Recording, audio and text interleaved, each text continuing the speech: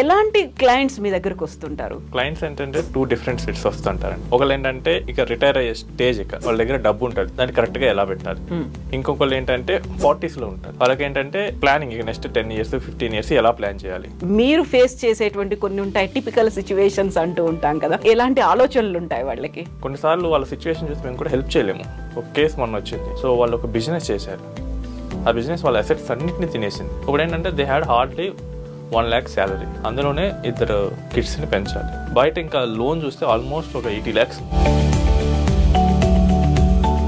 ఈ టుక్ aggression step. నమస్తే, నేను కవిత, వెల్కమ్ టు ఐ డ్రీమ్. యూజువల్గా ఎవరికైనా ఫైనాన్షియల్ ప్లానింగ్లు, మేనేజ్మెంట్లు, రిస్క్ ఫ్యాక్టర్లు ఇవన్నీ ఆలోచించే నిజంగా మనం ఇన్వెస్ట్ చేయాలా, ఏ మ్యూచువల్ ఫండ్స్ బెటర్, ఇలాంటివన్నీ ఆలోచిస్తుంటాం. బట్ అదే ఫైనాన్షియల్ ఎక్స్పర్ట్ ఆలోచనలు ఎలా ఉంటాయి, వాళ్ళు డీల్ చేసేటువంటి క్లయింట్లు ఎలా ఉంటారు, టఫ్ సిచ్యువేషన్స్ ఏముంటాయి, రిస్క్ ఫ్యాక్టర్స్ ఏముంటాయి, ఎలా అవాయిడ్ చేస్తుంటారు, ఎలాంటి సజెషన్స్ ఇస్తుంటారు, మాట్లాడుకుందాం. మనతో పాటుగా ఉన్నారు ఫైనాన్షియల్ ఎక్స్పర్ట్ సాయిరామ్ గారు. హలో అండి సాయిరామ్ గారు, నమస్తే. నమస్తే మేడం. నమస్తే అండి. సో యూజువల్గా మనం ఇన్ని రోజులు ఇంతకాలం ప్రతి ఎపిసోడ్లో క్లయింట్ల గురించి మాట్లాడుకున్నాం. మీ దగ్గరకు వచ్చే కస్టమర్లకి మీరు అడ్వైజులు ఇస్తూ వస్తూ ఉంటారు. మీ దగ్గరకు వచ్చే వాళ్ళకి మీరు ఫేస్ చేసేటువంటి కొన్ని ఉంటాయి, టిపికల్ సిచ్యువేషన్స్ అంటూ ఉంటాం కదా, అందరూ ఒకేలా ఉండరు, డిఫరెంట్గా ఆలోచిస్తుంటారు, వాళ్ళకి డిఫరెంట్ సజెషన్స్ ఇవ్వాల్సి ఉంటుంది. ఎలాంటి క్లయింట్స్ మీ దగ్గరకు వస్తుంటారు, ఎలాంటి ఆలోచనలు ఉంటాయి వాళ్ళకి? సో క్లయింట్స్ ఏంటంటే 2 డిఫరెంట్ సెట్స్ వస్తుంటారండి. ఒకళ్ళు ఏంటంటే ఇక రిటైర్ అయ్యే స్టేజ్, ఇక వాళ్ళ దగ్గర డబ్బు ఉంటుంది, దాన్ని కరెక్ట్గా ఎలా పెట్టాలి. ఇంకొకళ్ళు ఏంటంటే 40s లో ఉంటారు, వాళ్ళకి ఏంటంటే ప్లానింగ్ ఇక నెక్స్ట్ 10 years 15 years ఎలా ప్లాన్ చేయాలి. ఈ మెయిన్ 2 ఏజ్ వాళ్ళు ఇస్తూ ఉంటారు. వీళ్ళు వచ్చేవాళ్ళు 40s లో ఉండేవాళ్ళు మెయిన్గా ఎన్ఆర్ఎస్ కూడా ఉంటూ ఉంటారు. సో ఇక్కడ వచ్చేది ఏంటంటే పర్సన్ టు పర్సన్ కూడా డిఫరెంట్గా ఉంటుంది. కొన్నిసార్లు వాళ్ళ సిచ్యువేషన్ చూసి మేము కూడా హెల్ప్ చేయలేము. ఒక కేసు మొన్న వచ్చింది. సో వాళ్ళు ఒక బిజినెస్ చేశారు, ఆ బిజినెస్ వాళ్ళ అసెట్స్ అన్నింటినీ తినేసింది. ఓకే, కోవిడ్ వల్ల లాస్ అయ్యి. ఇప్పుడు ఏంటంటే they had hardly 1 lakh salary, అందులోనే 2 కిడ్స్ని పెంచాలి. బయట ఇంకా లోన్ చూస్తే ఆల్మోస్ట్ ఒక 80 lakhs ఉంది. ఇంక చేయడానికి ఏం లేదు అక్కడ సినారియో. సో అసలు ఎంత ట్రై చేశాను ఆ రోజు చేద్దామని చెప్పేసి ప్లానింగ్, అసలు ఫినాన్షియల్ ప్లానింగ్ వల్ల అది అవ్వదు. ఎందుకంటే he has no assets, he took aggression step. So మనకేంటంటే అంతా బాగానే ఉంటే అని చెప్పేసి దిగుతారు చాలామంది బిజినెస్లకి. బట్ బాగోకపోతే ఏంటి, రిస్క్ మేనేజ్మెంట్ ఏంటి? సో రిస్క్ మేనేజ్మెంట్ లేదని అక్కడ అర్థమైంది. సో ఆ సిచ్యువేషన్ వచ్చినప్పుడు మేము ఏం చేయలేదు. సార్ మీకు మేమేం చేయలేము, ఇది మీరు ఇన్కమ్ రైజ్ చేసుకుంటే సొల్యూషన్ దీనికి. సో ఇప్పుడున్న 1 lakh అయితే మీకు ఇక కుదరదు. 40 lakhs లోన్ ఉంది. 40 lakhs లోను ఒకవేళ 1 రూపీ ఇంట్రెస్ట్ అయినా కానీ 40,000 కట్టాలి మేడం నెలకి, ఎవ్రీ మంత్. సో నెలకి వీళ్ళు 40,000 కడుతుంటే మిగతా 60,000 ఉన్న ఫ్యామిలీ మొత్తం సర్వే అవ్వడం కష్టం. ఎందుకంటే ఆల్రెడీ ఇంకో బ్యాంక్ ఈఎంఐ ఉంది మళ్ళీ. సో శాలరీ ఏదైనా ఇంక్రీజ్ అయితే ఇక్కడ సొల్యూషన్ అవుతుందని చెప్పేసి ఇంకా అక్కడ క్లయింట్కి అది చెప్పేసి వదిలేసాం. ఇంకొక కస్టమర్ ఉన్నారు, ఇది కొంచెం ఇన్స్పైరింగ్ స్టోరీ. సో ఆయన ఏంటంటే ఒక 55 years పర్సన్, కాలేజ్లో లెక్చరర్ ఫ్రమ్ ఆంధ్రప్రదేశ్. ఆయన ఒక ఫినాన్షియల్ ప్లానర్ అని నమ్మి ఇన్వెస్ట్మెంట్ అనేది స్టార్ట్ చేశాడు. ఆ ప్లానర్ ఏంటంటే నీకెందుకు, నేను అన్నింటిలో నేను ఉంటానని చెప్పేసి గైడ్ చేశాడు ఫస్ట్ మీటింగ్లో. తర్వాత మీటింగ్స్ నుంచి అసలు పట్టించుకోవడే మానేశాడు. Maybe he has some 100 clients or 200 clients, ఎంత ప్రయారిటీ వల్ల ఉండొచ్చు. బట్ ఈయనకి ఏంటంటే ఈయన ఇన్వెస్ట్మెంటే ఈయనకి ప్రయారిటీ కదా. ఆయన ఎంత చేస్తున్నాడంటే ఆయనకు వచ్చే శాలరీలో దాదాపు 80% పెట్టేస్తున్నాడు, only to fulfil his retirement goal. And మిగిలిన 20% శాలరీలోనే ఫ్యామిలీ మొత్తాన్ని సర్వైవ్ చేస్తున్నాడు. ఓకే, రిటైర్మెంట్ ఆల్మోస్ట్ ఒక 1 crore కావాలి. ఇక ఇప్పుడు నుంచే ఒక 60,000 అలా పెట్టుకుంటూ వస్తేనే కుదురుద్ది. మళ్ళీ ఇంకేంటంటే 2 years టైం కూడా ఎక్స్టెండ్ చేశాడు. 60కి అవ్వదు, అది 62 years పట్టుద్ది. సరే, no problem, I will work. But ఇది నేను మిస్టేక్ చేసింది ఏంటంటే 5 years బ్యాక్ నాకు ఆపర్చునిటీ చేయాల్సి ఉండే. 5 years బ్యాక్ వచ్చింది. వాళ్ళ ఫ్రెండ్ చెప్పారు, అరే ఇట్లా మనం 50sలో ఉన్నాం, ఇంకా 10 yearsలో రిటైర్ అవుతాం, ఇక ఏదో ఒకటి చూసుకోవాలి, లేకపోతే ఎలా, మనకి గవర్నమెంట్ ఎంప్లాయీస్ మనం ఏం కాదు, మనం ప్రైవేట్ వాళ్ళు, వాళ్ళు ఆ టైంలో మన పిఎఫ్ డబ్బులు మాత్రం ఇచ్చేసి వాళ్ళ చేతులు దులుపుకుంటారు, మన రిటైర్మెంట్ మనం ప్లాన్ చేసుకోవాలంటే అప్పుడు వినలేదు. కానీ టైం ఇప్పుడైతే ఆయనకి నెక్స్ట్ 5 years అనగానే ఆయన థాట్ వచ్చింది, అప్పుడు విని వేరే ప్లాన్ వెళ్ళాడు. బట్ ఆయన పట్టించుకోవడంతో తిరిగి నా దగ్గరికి వచ్చాడు. నేను కొంచెం హ్యాండిల్ చేశాను, కంఫర్టబుల్గా గైడెన్స్ ఇచ్చాను. ఇక ఈయన ఈ చేసిన మిస్టేక్ని వేరే వాళ్ళు ఎవరు చేయకూడదని ఆయన దగ్గరికి వచ్చే ప్రతి ఒక్కరికి ఆయన ప్లానింగ్ చెప్తూ ఉన్నాడు. బాబు మీరు 30sలోనే ప్లాన్ చేసుకోండి.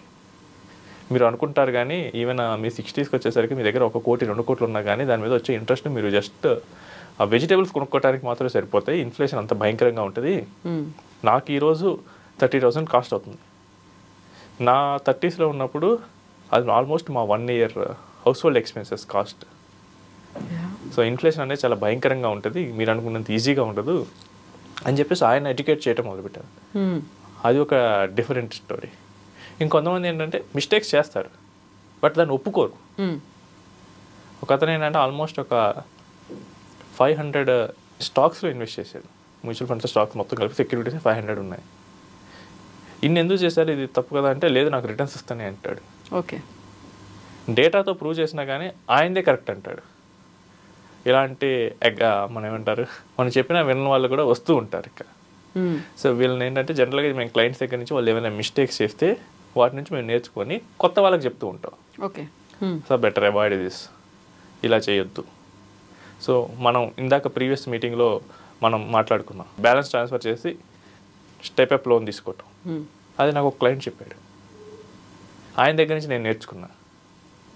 సో ఒక్కొక్క క్లయింట్ నుంచి మనం డిఫరెంట్ స్టోరీస్ వింటూ ఉంటాం. వాళ్ళ లైఫ్స్ ఎలా ఉంటాయి, వాళ్ళ థింగ్స్ ఏంటంటే వాళ్ళ ప్రాబ్లమ్స్ ఏంటి. సో ఇవన్నీ రెసిడెంట్ ఇండియన్స్కి ఒక సెట్ ఆఫ్ ప్రాబ్లం ఉంటాయి, ఎన్ఆర్ఐస్కి ఇంకో సెట్ ప్రాబ్లం ఉంటుంది. ఎన్ఆర్ఐస్కి ఏంటంటే వాళ్ళు సంపాదిస్తారు కానీ హ్యాపీనెస్ ఉండదు, ఎక్కడో హోమ్ కంట్రీ వస్తే దూరంగా బతకాలి, ఆ పక్కన వాళ్ళతో పెద్ద సంబంధాలు ఉండవు, ఉన్నది మొత్తం సేవ్ చేసుకుంటానే ఉంటారు వాళ్ళు. అదే పర్సన్ ఇక్కడ ఉంటే కనుక చాలా హ్యాపీగా స్పెండ్ చేయగలరు. బట్ అక్కడైతే ఈవెన్ ఒక క్లయింట్ చెప్పారు అంటే ఆయన జస్ట్ 25 years కానీ ముందు చూపుతోనే ఇంకా మొదలు పెట్టాడు ఇన్వెస్ట్మెంట్. సాయిరామ్ గారు నేను బయట పునుగులు కొనడానికి కూడా యూఎస్లో ఆలోచిస్తాను, అదేమో $10 ఉంటుంది, నేను అక్కడ కొనాలా వద్దు, ఈ $10 సేవ్ చేసుకుంటే నాకు ఇంకా దేనికైనా ఉపయోగపడుతుంది కదా. ఈవెన్ కూరగాయల్లో కూడా వాళ్ళు చూస్తారు ఏ కూరగాయలు తీసుకోవాలి. సో నాకు ఇక్కడ దొరికేటట్లు అన్ని ఫ్రెష్గా కావాలంటే కుదరదు, అక్కడంతా ఫ్రోజన్ ఫుడ్ ఉంటుంది. సో మొత్తం లైఫ్ స్టైల్ అక్కడ డిఫరెంట్ ఉంటుంది, వాళ్ళు మొత్తం సేవింగ్ మెంటాలిటీలోనే ఉంటారు. సో వాళ్ళు ఏంటంటే ఇండియాకి తొందరగా రావాలనుకుంటారు. ఇక ఈ ప్రెషర్లో మనం చేయలేము. వాళ్ళకి ఏంటంటే మెంటల్ ప్రెషర్ బిల్డ్ అవుతూ ఉంటుంది. సో దూరంగా ఉంటాం హోమ్ కంట్రీకి, ఎక్కడో తెలియని చోట బతకాలి. అంతా ఏంటంటే శాలరీ వస్తుందంటే వస్తుంది కానీ చుట్టుపక్కల పలకరించే వాళ్ళు ఎక్కువ ఉంటారు, ఐసోలేటెడ్ ఫీలింగ్ వస్తూ ఉంటుంది. అదేంటంటే ప్రెషర్ పెరిగి వాళ్ళ 30sలో ఏంటంటే ఇంకా వాళ్ళు డిసైడ్ అయిపోతారు ఇంకా నెక్స్ట్ ఇండియా వచ్చేద్దాం. బట్ అదేంటంటే కొంచెం ఎర్లీగానే ప్లాన్ చేసుకుంటూ ఉండాల్సి వస్తుంది. సో ఒక్కొక్క క్లయింట్కి డిఫరెంట్ స్టోరీస్ వస్తాయి. ఇందులో రిస్క్ ఫ్యాక్టర్స్ కూడా ఉంటాయి కదా, ఎవరికైనా సజెస్ట్ చేద్దామంటే ఎలా తీసుకుంటారు అనేదో, లేకుంటే వాళ్ళు డిఫాల్టర్స్గా ఉన్నారా ఏంటి అనేది కూడా. రిస్క్ ఫ్యాక్టర్స్ కాదు, ట్రస్ట్ ఫ్యాక్టర్ మా వైపు వస్తుంది. ఓకే, సో బీయింగ్ ఎన్ఆర్ఐస్ కానీ కొంతమంది అంటే ఇన్వెస్ట్మెంట్స్ మీద నాలెడ్జ్ లేని వాళ్ళు కానీ ఈ ఇన్వెస్ట్మెంట్ మీకు ఇస్తే ఎలా, మార్కెట్లో ఏమవుతుంది, చాలా ఫ్రాడ్స్ నడుస్తున్నాయి, మీకేంటి, ఓకే ఈ క్వశ్చన్ అయితే చాలా కామన్గా అడుగుతారు. నార్మల్గా థియరీ ఏం చెప్తుందంటే మ్యూచువల్ ఫండ్లో ఫ్రాడ్స్ ఉండవు, ఎందుకంటే మీ ఇన్వెస్ట్మెంట్ మ్యూచువల్ ఫండ్ కంపెనీకి వెళ్తుంది, వాళ్ళే మేనేజ్ చేస్తూ ఉంటారు. షేర్స్లో ఫ్రాడ్ ఉంటుంది. ఓకే, షేర్స్లో ఫ్రాడ్ ఎలా ఉంటుందంటే మీ డిమెట్లో అయినా కానీ నాకు కావాల్సిన కంపెనీ షేర్ని నేను కొనిపిస్తాను, ఆ కంపెనీ షేర్లు నా దగ్గరే ఉంటాయి. సో అక్కడ ఫ్రాడ్ జరగచ్చు. బట్ మ్యూచువల్ ఫండ్లో ఫ్రాడ్ ఉండదు. అండ్ ఇంకోటి ఏంటంటే ఇక్కడ డైరెక్ట్గా పేమెంట్ అనేది ఇతర స్టాక్ ఎక్స్చేంజ్కి కానీ మ్యూచువల్ ఫండ్ కంపెనీకి కానీ మీరు పే చేస్తూ ఉంటారు. At any point of time మీరు అడ్వైజర్కి అనేది పే చేయరు, బట్ దాన్నే వాళ్ళకి ఓపిక్గా ఎక్స్ప్లెయిన్ చేస్తూ ఉండాలి. సో కొన్నిసార్లు మేము ఏం చేస్తామంటే మేము డిఫరెంట్ ప్లాట్ఫామ్స్ వాడుతూ ఉంటాం మ్యూచువల్ ఫండ్కి. అంత నాలెడ్జ్ ఉన్న వాళ్ళంటే దే కెన్ అండర్స్టాండ్ ఇక్కడ ఫ్రాడ్ ఉండదు అంత ఉందని. బట్ ఫస్ట్ టైం ఇన్వెస్టర్స్ కానీ కొంతమంది ఎన్ఆర్ఎస్ కానీ వీళ్ళు ఏం చేస్తుంటారంటే భయపడుతుంటారు. ఇంకా అప్పుడు ఏం చేస్తారంటే ఇద్దరు we use national stock exchange are Bombay stock exchange.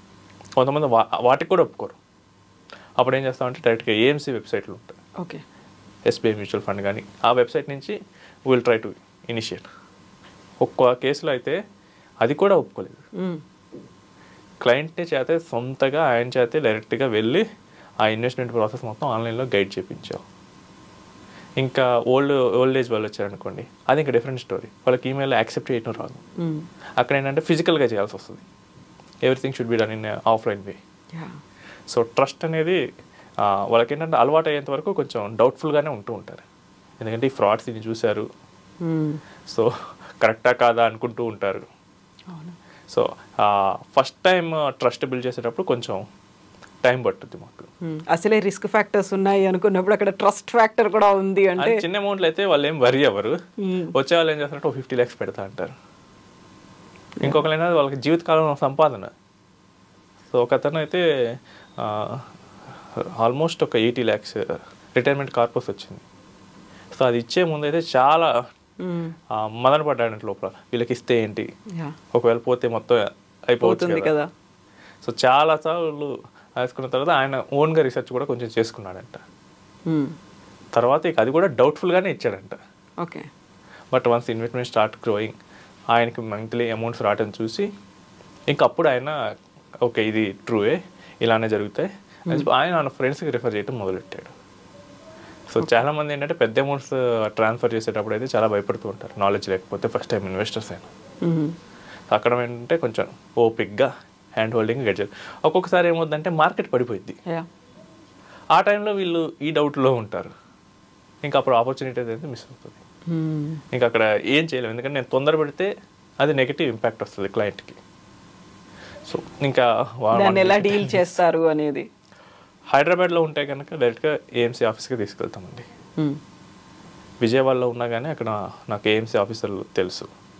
ఈ 2 ప్లేసెస్ కాకుండా అవుట్ సైడ్ ఉంటేనే నాకు మెయిన్గా ప్రాబ్లం వస్తుంది. ఎందుకంటే it will take some time to build that trust. ఒక్క రోజులో అయితే వచ్చేది ఏం కాదు, పోగొట్టుకోవడం అయితే ఒక్క రోజులో అవుతుంది, బట్ ట్రస్ట్ క్రియేట్ చేసుకోవడం it will take some time. మనకి ఏంటంటే అక్కడ పేషెన్స్గానే ఉంటాం. బట్ ఏంటంటే నేను చెప్పినట్టు మార్కెట్ మొన్న మార్చిలో మార్కెట్ పడింది, ఒక పెద్ద ఇన్వెస్ట్మెంట్ చెక్ ఉంది, బట్ వాళ్ళు ఏంటంటే భయపడుతూ ఉన్నారు. సో ఆ ఆపర్చునిటీ మిస్ అయింది. మళ్ళీ అలాంటి ఆపర్చునిటీస్ వచ్చినప్పుడు దాకా ఇంకా వాళ్ళు కూడా రిగ్రెట్ అవుతారు తర్వాత. సో ఇలాంటి ప్రాబ్లమ్స్ అనేది జరుగుతూనే ఉంటాయి ఫీల్డ్లో కామన్గా. సో ట్రస్ట్ క్రియేట్ చేసుకోవడమే కాదు, దాన్ని కంటిన్యూ చేయడం కూడా. ట్రస్ట్ కంటిన్యూ చేయడం, ఎందుకంటే వాళ్ళు తిరిగి ఫోన్ చేసినప్పుడు మనం ఎత్తాలి. అట్లీస్ట్ ఎత్తకపోయినా వాట్సాప్లో ఒక మెసేజ్ పెట్టాలి. సో ఇప్పుడు నేనంటే జనరల్గా నేను మీటింగ్లో ఉన్నప్పుడు ఒక 4-5 కాల్స్ వస్తాయి, క్లయింట్స్ ఎత్తలేరు అప్పుడు. వాళ్ళకి ఏదో ఒక అర్జెంట్ ఉంటుంది. అవును, ఇంకా ఆ టైంలో ఏంటంటే అయిపోయాక ఒక మీటింగ్, ఇలా మీటింగ్లో ఉన్నా అని చెప్పి ఒక మెసేజ్ చేయండి. సో అలా చేస్తూ ఉంటే వాళ్ళు కొంచెం హ్యాపీగా ఫీల్ అవుతారు. అలా చేయకపోతేనే ప్రాబ్లం వస్తూ ఉంటుంది. Thank you so much Sairam గారు. థ్యాంక్ యూ అండి. Thank you.